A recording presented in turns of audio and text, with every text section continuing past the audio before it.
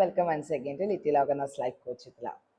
അപ്പോൾ ലവിൻ്റെ തന്നെ കുറച്ച് കോഡ്സ് ഇങ്ങനെ കണ്ടപ്പോഴത്തേക്ക് നിങ്ങളുമായിട്ട് ഷെയർ ചെയ്യണം തോന്നി അല്ലേ. That's A feeling of imperfection in perfection എന്നാണ് ജാക്വലിൻ ഫെർണാണ്ടസ് പറഞ്ഞിരിക്കുന്നത്. അപ്പോൾ പലതരത്തിലുള്ള നിർവചനങ്ങളാണ്, ഏറ്റവും കൂടുതൽ നിർവചനങ്ങൾ ഉണ്ടായിരിക്കുന്നത് സ്നേഹത്തിനാണ്. അപ്പോൾ when it is between two എന്ന് പറയുമ്പോൾ അതിൻ്റെ തലം മാറുന്നു അല്ലേ.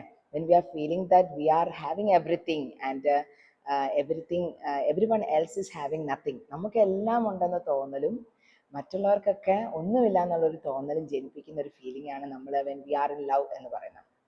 പിന്നീട് പറയുന്ന ഒരു പ്രശസ്തമായൊരു തോട്ടാണ്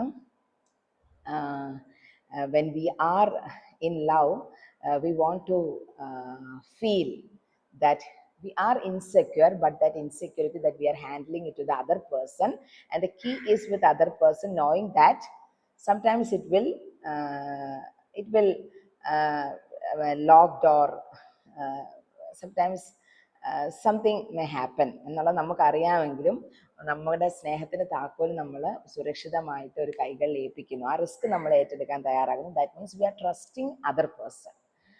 അപ്പം ഇങ്ങനെ രസകരമായ ഒത്തിരി തോട്ടുകളുണ്ട് സ്നേഹത്തിനെ കുറിച്ച് അല്ലേ.